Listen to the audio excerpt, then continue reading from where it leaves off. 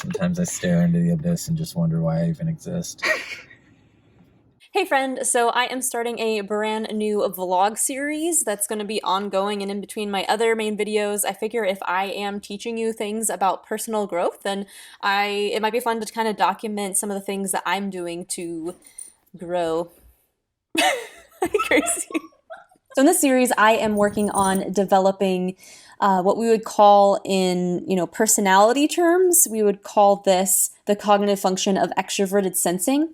So if you've ever heard of Myers-Briggs or some other kind of 16 type system like this, there's cognitive functions that are what make up my type. You've probably heard of the letters, like I am an INFJ, but for those who study cognitive functions, which basically means the processes of your brain. It's how you make decisions, how you gather in and organize information. So I'm an INFJ, and that's made up of NI, which stands for introverted intuition, FE, which stands for extroverted feeling, TI, which stands for introverted thinking, and then SE, which stands for extroverted sensing, and that's my inferior function. I'm very heavy on the introverted intuition. I'm very much in my head. It's a very What are you doing? Sorry, I have a dog here. Did you lose your ball? We have to get the ball. So my main cognitive function is introverted intuition, and it's all about pattern recognition. It's a very internal process, and its opposite is then is did you lose your ball again? So its opposite is extroverted sensing, which is it's the external world. It's what you are taking in through your five senses. What am I seeing? What am I hearing? What am I touching? What am I tasting? Did I cover them all? So that's an area where I struggle. Some of my weaknesses, I I'm just not very in my own body. I'm so much in my own head. And so I'm wanting to, with developing extrovert sensing, another way of thinking of it, and I broke it down into 4 categories. So for those of you who aren't into personality type yet, I broke it down into 4 categories of these main things that I'm working on. So we've got 1, physical activity to develop body awareness and control. We've got mindfulness activities to connect to reality, engage my 5 senses, and be aware of the world around me. And then 3, be in the moment, act, speak, be present, spontaneity, quicker reaction time, learning how to adapt better, because I am not very good. I'm very good at brainstorming and coming up with a plan far into the future, because NI is a very forward-thinking function. It's looking to the future, but extroverted sensing is very present. It's what is happening right now, and so my mind is always on what's next, and so I'm trying to learn to be more present.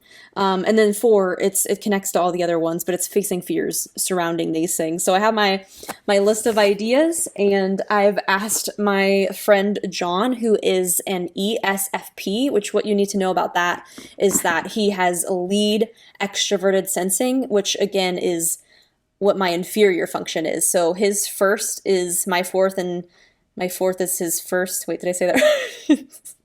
They're flipped. So we have opposite strengths and weaknesses there. And honestly, like, he's incredible to me. And yeah, so thank you, John, for being my extroverted sensing guide.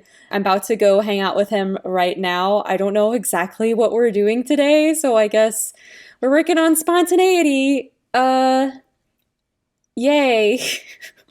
So make sure to subscribe if you want to see me working on my extroverted sensing, which is gonna be a trip. So here we go. Cheers.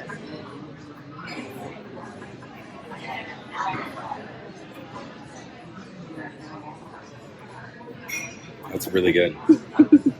Hi, I'm John. This is my introduction. ESFP, Enneagram 8, sexual social.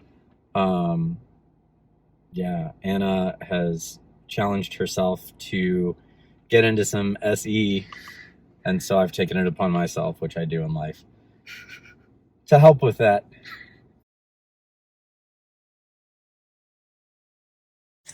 There are 3 pedals. No! There's 3 pedals? There's 3 pedals. So the one on the very left is going to take up your left foot. You don't drive 2-footed anyway, do you? Mm-mm. Okay, perfect. So the one on the very left, you'll place your left foot on it. Feel them. There you go. You can push it all the way in. All the way. Yep. Boom. That is your clutch. You can adjust the seat. Yeah, I sit really close to the steering wheel. I've always done that. Oh, it's I always have this like thought that if I get into a car wreck while I'm also in a gunfight, I need access to my hands. And so if I'm sitting close to the steering wheel and I get pinned in, at least my hands are on top of it and I can reach my firearm. So I sit very close. I'm never going to be in an accident in a gunfight, but just in case.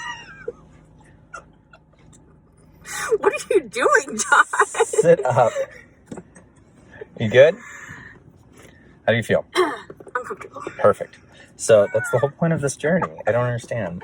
No, I mean like physically. God, buckle up. So you don't die. Indeed, I agree. Oh gosh, are you recording this whole time? Absolutely. So, this guy. You gotta do it sideways. Why? It's because YouTube is this way. Oh. Except now, well, I guess. It's all very candid. So this guy is your shifter. There's a diagram on it that says, ignore the R, we're not going in reverse today. Forward, so 2U and up is first gear, 2U and back is second gear, third gear, fourth gear, fifth gear, sixth gear. Today we're probably only going to get into maybe 3. Go ahead and place your right foot on the brake. So which one is why are there 3? Left one's a clutch, so the left foot stays on the left one at all it times. Stays on it? Yeah. At all times? At all times, unless you're on the highway. There's too many things already. There are a lot of things. Viewer discretion is advised. We are in an open parking lot, so there's no worries here, other than maybe a couple of light posts and some trees. Okay. So very standard, like a normal car. The pedals are still in the same place. The only addition is the third pedal on the left. The clutch only has to go in when you are shifting gears or coming to a stop. If the car is in neutral and the gear shift can move side to side, then the clutch doesn't have to be in. So right now you don't have to push the clutch all the way down. You can relax that leg. There you go. But as you go to take off, we're going to go ahead and depress the clutch. Poor clutch. Being depressed. I feel you. Okay. Place your foot on the brake so that we don't roll anywhere. When the clutch is in, it's like being in neutral. So if you let off the brake, you will start to roll. As we go into first gear, I want you to pull the shifter towards you and then push it forward. That's first. As you slowly let off the clutch, you'll start to feel a pull. So the car will start to pull just a little bit, slowly. Perfect. That's the pull. Okay. So as you push in the... Nothing. I'm gonna explain it. I just wanted you to feel it. We're just getting a feel right now. So as you start to feel that pull, you'll let off the brake, and that's when the car will start to move. If you don't let off the brake, the car's going to die. Oh. And then we have to have a funeral, and it's just... Oh. So... Wait, at the same time? You'll let off the brake as you let off the clutch, yeah. And then you'll switch over to the gas. That's a successful takeoff. Go. You got it. You got it. You can do it. Yes! That's it. And what do I do with the left one? Keep your foot off of it until you're ready to shift gears. Yep. So now all you have is gas and brake, just like a normal car. Oh. So you can give it a little gas. Yeah. Okay. Look at that. Okay. If you're going to stop it all, you have to push the clutch in. Wait. Clutch has to go in. At the same time as the brake? Uh-huh. Oh. Clutch. Oh! If we don't use the clutch, the car dies. Oh!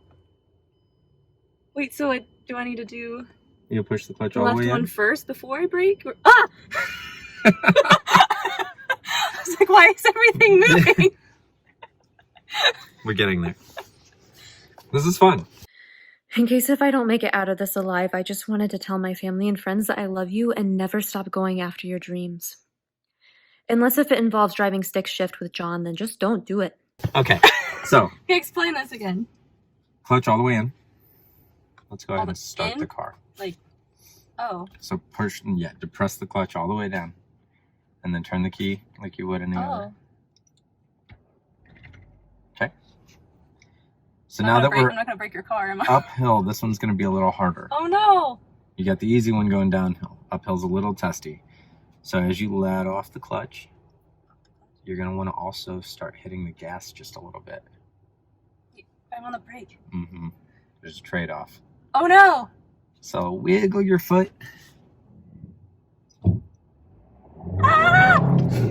That's okay. We're good. Give it some gas. Okay. We're alive. Wait, I'm off the... Okay. Yeah. We're alive. We are alive. No one is dead yet. It is all good. Oh, this was much better than shooting. Coming soon.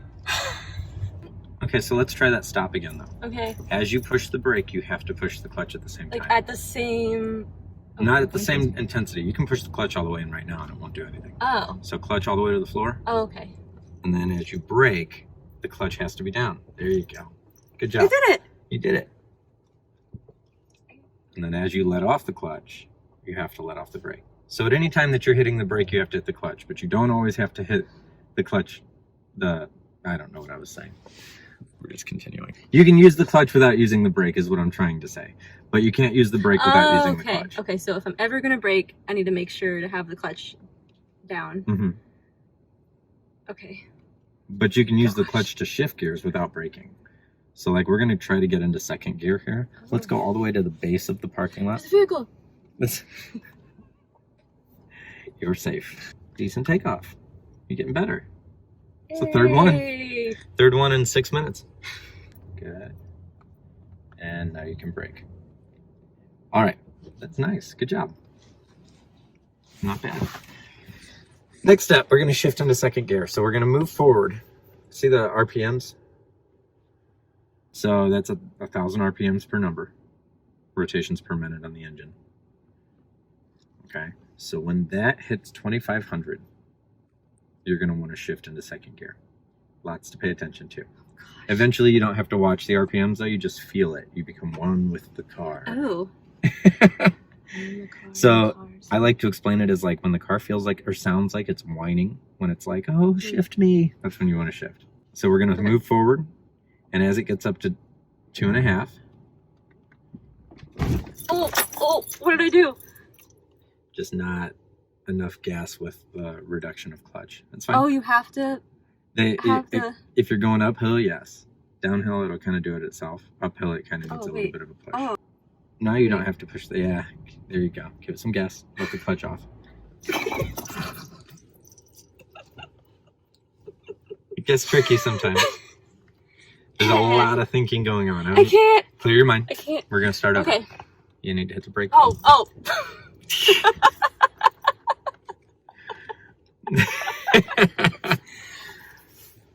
Okay.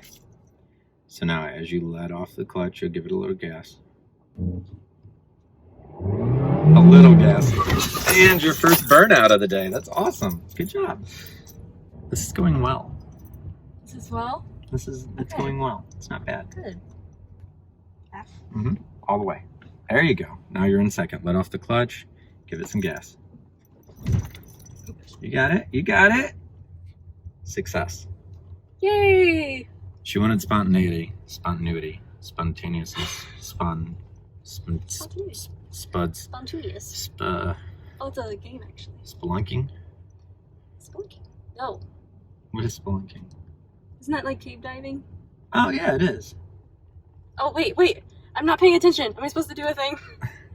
Do a thing. You're already in second gear. You're good. Spelunking needs to be added to the list. No, I'm...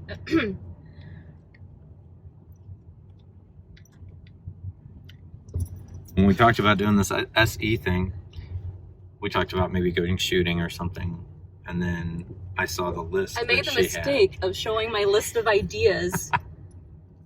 And in the list, it said spontaneity, Spontaneity. Spontaneity. Spontaneousness. And so I had the random idea, let's learn how to drive a stick shift, and here we are. Here we are. I already forgot everything I learned. And at this point, I can quit recording. See you guys next time.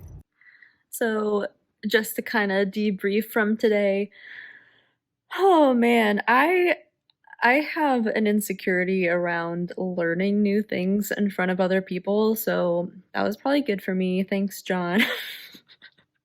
It's the Enneagram 1 in me. It's the perfectionist. I don't like people seeing me before I've mastered something. So, and now I'm about to share it with the world. Hooray! This is life. This is growth. It's uncomfortable, and I'm trying. So John was a very good teacher. It was very kind, which I appreciate. And I'm not good at taking in new information on the spot in front of other people. I'm the kind of person where my best learning is alone, when I can like sit and think about things and process it. And so trying to learn something new in front of someone else and while being recorded I probably need to do more of it, is probably what it means. Oh, the journey of growth. What an adventure. Yeah, today we got breakfast and spontaneously went on some errands, and didn't know I was going to be getting some stick shift driving lessons today, so that's fun. There's going to be many more things ahead that might, well, John would say, is definitely going to include skydiving. So stay tuned, subscribe, see me in my awkward journey of trying to grow in my extroverted sensing, my growing in my my external awareness and control and mindfulness and presence, and getting out of this whole think tank here, I guess. I don't know. Reality is not real. It's all made up. It's all in my head. But yeah. It was a good day. I feel good. I'm excited for more adventures.